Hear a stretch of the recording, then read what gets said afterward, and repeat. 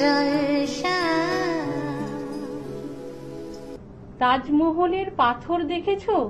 দেখিয়াছো তার প্রাণ, অন্তরে তার মমতাজ নারী, বাহিরিতে শাহজাহান। নমস্কার, চ্যানেল ভিশন নিবেদিত, শামসের মল্লিক পরিচালিত আজকের অনুষ্ঠান সকালের জলসা। এই অনুষ্ঠানে সঞ্চালনায় আমি আপনাদের সকলের প্রিয় মধুমিতা ঘোষ। চলুন আজকে আমাদের শিল্পী বন্ধুর সাথে পরিচয়টা সেরে নিই। তোমার নাম? নমস্কার, আমি শ্যামশ্রী মুখার্জি। আমি নদিয়া থেকে এসেছি। তুমি কি করবে? আমি এখন একটা কবিতা আবৃত্তি করে শোনাব। কার? বিশ্বকবি রবীন্দ্রনাথকে ছাড়া তো আমরা চলতে পারি না, তাই তাকে দিয়েই শুরু করি। বিশ্বকবি রবীন্দ্রনাথ ঠাকুরের কবিতা 1400 সাল। আজি হতে 100 বর্ষ পরে, কে তুমি পড়িছ বসে আমার কবিতাখানি, কৌতূহলে ভরে। আজি হতে 100 বর্ষ পরে, আজি নব বসন্তের প্রভাতের আনন্দের লেশ মাত্র ভাগ। আজি কারে কোনো ফুল, বিহঙ্গের কোনো গান, আজি কারে কোনো রক্তরাগ, অনুরাগে সিক্ত করি। পারিব কি পাঠাইতে তোমাদেরই করে, আজি হতে 100 বর্ষ পরে। তবু তুমি একবার খুলিয়া দক্ষিণ দ্বার, বসি বাতায়নে সুদূর দিগন্তে চাহি, কল্পনায় অবগাহি। ভেবে দেখো মনে, একদিন 100 বর্ষ আগে চঞ্চলে পুলক রাশি কোন স্বর্গ হতে ভাসি, নিখিলের মর্মে আসি লাগে। নবীন ফাল্গুন দিন, সকলে বন্ধনহীন, উন্মত্ত অধীর। উড়ায়ে চঞ্চলে পাখা, পুষ্পরিণ গন্ধ মাখা দক্ষিণ সমীর। সহসা আসিয়া তরা, রাঙাই দিয়েছে ধরা যৌবনের রাগে, তোমাদের 100 বর্ষ আগে। সেদিন উতলা প্রাণী, হৃদয় মগন গানী, কবি এক জাগে। কত কথা পুষ্প প্রায়, বিকশি তুলিতে চায় কত অনুরাগে, একদিন 100 বর্ষ আগে। আজি হতে 100 বর্ষ পরে, এখন করিছে গান সে কোন নূতন কবি তোমাদের ঘরে। আজিকারে বসন্তের আনন্দ অভিবাদন, পাঠায়ে দিলাম তারি করে। আমারে বসন্ত গান তোমারে বসন্ত দিনে, ধ্বনিত হোক ঘনতরে। হৃদয় স্পন্দনে তব, ভ্রমর গুঞ্জনে নব, পল্লব মর্মরে। আজি হতে 100 বর্ষ পরে। বাহ, খুব সুন্দর হয়েছে। পরের কবিতাটা কি? পরের কবিতা আমি সুনীল গঙ্গোপাধ্যায়ের ধাত্রী কবিতাটি বলছি। কবি সুনীল গঙ্গোপাধ্যায়ের কবিতা ধাত্রী। শিয়ালদার ফুটপাতে বসে আছেন আমার ধাইমা, দুটো হাত সামনে পেতে রাখা, ঠোঁট নড়ে উঠছে মাঝে মাঝে। যে কেউ ভাববে 3 কানায় খেজি পেজি, 72-এ রিফিউজি পড়ি। আতুর ঘরে আমার মুমূর্ষ মায়ের কোল থেকে উনি একদিন আমাকে বুকে তুলে নিয়েছিলেন। এর ডাটো শরীরের স্তন্যপান করেছিল, প্রতিদিন শুষে নিয়েছি রক্ত। ধাইমার পুরোর গন্ধ মাখা বুকে শুয়ে আমি চিল কান্না কেঁদেছি। রোদ্দুরে পা ছড়িয়ে বসে আমাকে তেল মাখাতে মাখাতে কত আদিক্ষেতা করতেন। মা মাসিদের কাছে পরে অনেকবার শুনেছি সেই গল্প। আমার ভেদবমির সময় অমাবস্যার মধ্যরাত্রে স্নান করে তুলে এনেছিলেন গন্ধবাদারির পাতা। সত্যপীরের দরগায় মানত করেছিলেন আমলকি। প্যান্টের পকেটে হাত দিয়ে আমি শিখির বদলে 10 নয়া খুঁজছিলাম। দিনকানা বুড়ি চাইছিল 2 পয়সা দে বাবা। ধাইমা তুমি প্রথম আমার চোখ ফাঁক করে দিয়েছিলে গোলাপ জল, দেখিয়েছিলে পৃথিবী। ধাইমা, এ কোন পৃথিবী আমাকে দেখালে? বুড়ি সর্বনাশিনী, আমাকে কেন বাঁচিয়ে রেখেছিলি এই অকল্পনীয় দুনিয়ায়? আমি আর কত কিছু হারাবো। নমস্কার। খুব সুন্দর হয়েছে। আমাদের চ্যানেলের পক্ষ থেকে শিল্পী বন্ধুর জন্য কিছু উপহার তুলে দেবো আমি। মেডেল দেবো, সার্টিফিকেটটা তুলে দিলাম।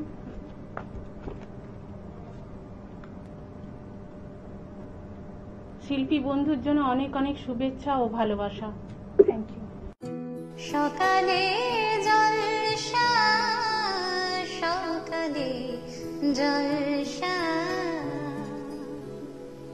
আমরা এই মুহূর্তে পেয়ে গেছি একজন শিল্পী বন্ধুকে। নমস্কার দাদা। নমস্কার। আপনার নাম? রাজা সরকার। আপনি কোথা থেকে আসছেন? আমি বহরমপুর, মুর্শিদাবাদ থেকে। আজকের অনুষ্ঠানে কবিতা শোনাবেন? হ্যাঁ। তাহলে আপনার প্রথম কবিতা আমরা শুনে নেব। হ্যাঁ, কবি সুবোধ সরকারের কবিতা শাড়ি। বিয়েতে ৫১টা শাড়ি পেয়েছিল মেয়েটা, অষ্টমঙ্গলায় ফিরে এসে আরো ৬টা। এত শাড়ি একসঙ্গে সে জীবনে দেখেনি। আলমারি প্রথম থাকে সে রাখলো সব নীল শাড়িদের। হালকা নীল একটা জড়িয়ে ধরে বলল, তুই আমার আকাশ। দ্বিতীয় থাকে রাখলো সব গোলাপিদের। একটা গোলাপিকে জড়িয়ে সে বলল, তোর নাম অভিমান। তৃতীয় থাকে ৩টে ময়ূর, যেন ৩ দিক থেকে ছুটে আসা সুখ। তেজপাতা রং যে শাড়িটার, তার নাম দিল বিষাদ। সারা বছর সে শুধু শাড়ি উপহার পেল। এত শাড়ি সে কি করে এক জীবনে পড়বে? কিন্তু বছর যেতে না যেতেই ঘটে গেল সেই ঘটনাটা। সন্ধ্যের মুখে মেয়েটা বেরিয়েছিল স্বামীর সঙ্গে চাইনিজ খেতে। কাপড়ে মুখ বাঁধা ৩টে ছেলে এসে দাঁড়ালো। স্বামীর তলপেটে ঢুকে গেল ১২ ইঞ্চি, উপর থেকে নিচে, নিচে নেমে ডান দিকে, যাকে বলে এল। পড়ে রইল খাবার। চিলি ফিশ থেকে তখন ধোয়া উঠছে। এর নাম রাজনীতি, বলেছিল পাড়ার লোকেরা। বিয়েতে ৫১টা শাড়ি পেয়েছিল মেয়েটা, অষ্টমঙ্গলায় ফিরে এসে আরো ৬টা। একদিন দুপুরে শাশুড়ি ঘুমে সমস্ত শাড়ি বের করে ৬তলার বারান্দার থেকে উড়িয়ে দিল নিচের পৃথিবীতে। শাশুড়ি পরিয়ে দিয়েছে তাকে সাদা থান। ১৯ বছরের একটা মেয়ে, সে একা। কিন্তু সেই থানও এক ঝটকায় খুলে নিল ৩জন। পাড়ার মোড়ে একটা সদ্য নগ্ন বিধবা মেয়ে দৌড়াচ্ছে আর চিৎকার করছে, বাঁচাও, বাঁচাও, বাঁচাও। পেছনে ৩জন, সে কি উল্লাস! নির্বাক পাড়ার লোকেরা। বিয়েতে ৫১টা শাড়ি পেয়েছিল মেয়েটা, অষ্টমঙ্গলায় ফিরে এসে আরো ৬টা। নমস্কার। আমরা ওনার কণ্ঠে কবিতা শুনলাম, ভীষণ ভালো লাগলো ওনার কণ্ঠে কবিতা শুনে। আমরা আরো একটি কবিতা শুনে নেব। পরবর্তী কবিতা কি থাকছে? জয় গোস্বামীর মালতীবালা বালিকা বিদ্যালয়। আমরা সেই কবিতা শুনে নেব। আধুনিক কবি জয় গোস্বামীর মালতীবালা বালিকা বিদ্যালয়। বেনি মাধব, বেনি মাধব, তোমার বাড়ি যাব। বেনি মাধব, তুমি কার আমার কথা ভাবো। বেনি মাধব, মোহনে বাসি তমাল তরু মূলে বাজিয়েছিলে। আমি তখন মালতী স্কুলে। ডেস্কে বসে অঙ্ক করি, ছোট্ট ক্লাস ঘর। বাইরে দিদিমণির পাশে দিদুমণির বর। আমি তখন নবম শ্রেণী, আমি তখন শাড়ি। আলাপ হলো বেনি মাধব সুলেখাদের বাড়ি। বেনি মাধব লেখাপড়ায় ভালো, শহর থেকে বেড়াতে এলে আমার রং কালো। তোমায় দেখে এক দৌড়ে পালিয়ে গেছি ঘরে। বেনি মাধব আমার বাবা দোকানে কাজ করে। কুঞ্জে অলি গুঞ্জে তবু ফুটেছে মঞ্জরি। সন্ধেবেলা পড়তে বসে অঙ্কে ভুল করি। আমি তখন নবম শ্রেণী, আমি তখন 16। ব্রিজের ধারে বেনি মাধব লুকিয়ে দেখা হলো। বেনি মাধব এতদিনের পরে সত্যি বলো, সেসব কথা এখনো মনে পড়ে? সেসব কথা বলেছ তুমি তোমার প্রেমিকাকে? আমি কেবল একটি দিন তোমার পাশে তাকে দেখেছিলাম, আলোর নিচে অপূর্ব সে আলো। স্বীকার করি দুজনকেই মানিয়েছিল ভালো। জুড়িয়ে দিল চোখ আমার, পুড়িয়ে দিল চোখ। বাড়িতে এসে বলেছিলাম ওদের ভালো হোক। রাতে এখন ঘুমোতে যাই একতলার ঘরে। মেঝের ওপর বিছানা পাতা, জ্যোৎস্না এসে পড়ে। আমার পরে যে বোন ছিল চোরা পথের বাঁকে, মিলিয়ে গেছে জানি না আজ কার সঙ্গে থাকে। আজ উঠেছে কালকে হবে, কালের ঘরে শুনি। আমি এখন এ পাড়ায় সেলাই দিদিমণি।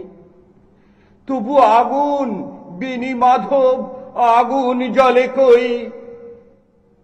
কেমন হবে আমিও যদি নষ্ট মেয়ে হই। নমস্কার। আরো একটি খুব সুন্দর কবিতা উনি আপনাদের শোনালেন। ভীষণ ভালো লাগলো ওনার কণ্ঠে কবিতা শুনে। আপনার কেমন লাগলো এখানে এসে? আমার এসে খুব আনন্দ, খুব খুশি হয়েছি। কি বলবো বলে ভাষায় প্রকাশ করতে পারছি না। এবং আমাদের অনুষ্ঠানে অংশগ্রহণের জন্য সকালের জলসার পক্ষ থেকে আপনার জন্য রয়েছে সার্টিফিকেট, রয়েছে মেডেল, রয়েছে মেমেন্টো এবং রয়েছে গিফট কুপন। অনেক অনেক শুভেচ্ছা আর শুভকামনা শিল্পী বন্ধুর জন্য।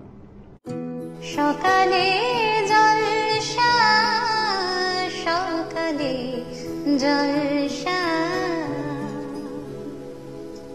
আমরা এই মুহূর্তে পেয়ে গেছি একজন সঙ্গীত শিল্পী বন্ধু। কি নাম তোমার? জয়িতা সামন্ত, জয়িতা কোথা থেকে আসছো? শ্যামপুর থানা থেকে। আজকে তুমি আমাদের গান শোনাবে, তাই তো? তুমি কোন ক্লাসে পড়ো? 7। আমরা তোমার কণ্ঠে প্রথম গান শুনে নেব।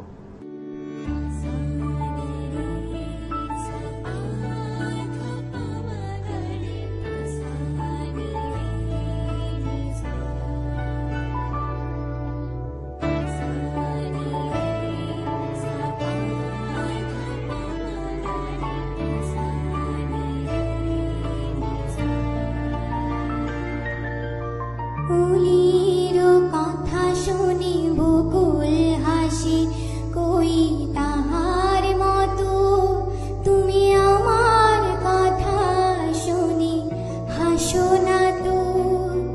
ধরার ধুলিতে যে পাগল আসি, কই তাহার মতো তুমি আমার কাছে কভু আসো না তো।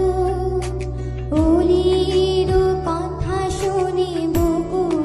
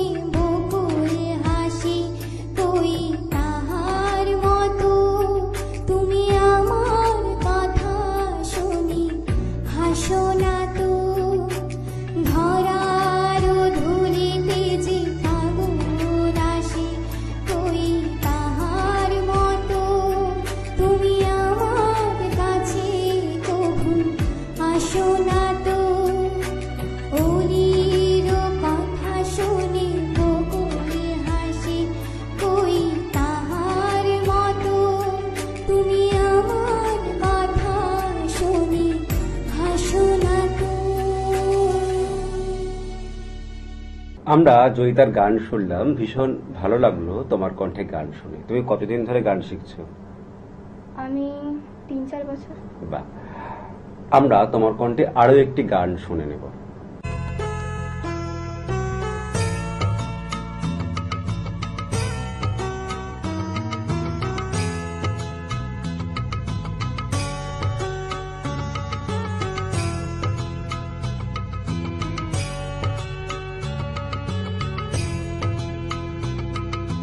মঙ্গল দীপ জেলে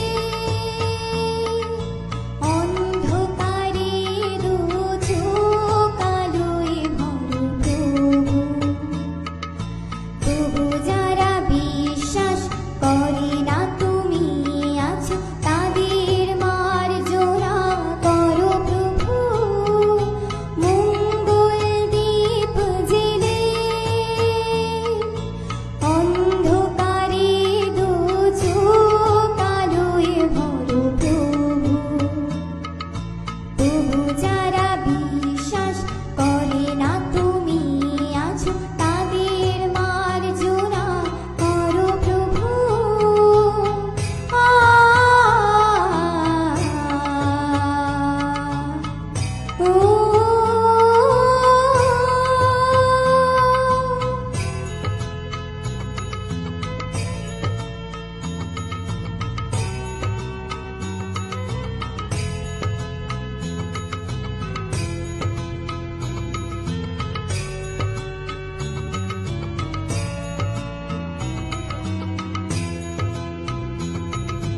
যে তুমি আলো দিতে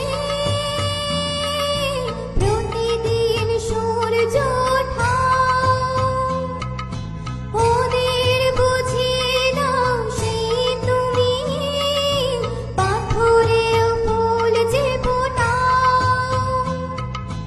জীবন মরুতে করুণা ধারায় ধরো প্রভু। মঙ্গল দীপ জেলে অন্ধকারে দু চোখ আলোয় ভরো প্রভু। তবু যারা বিশ্বাস করে না তুমি আছো, তাদের মার্জনা করো প্রভু।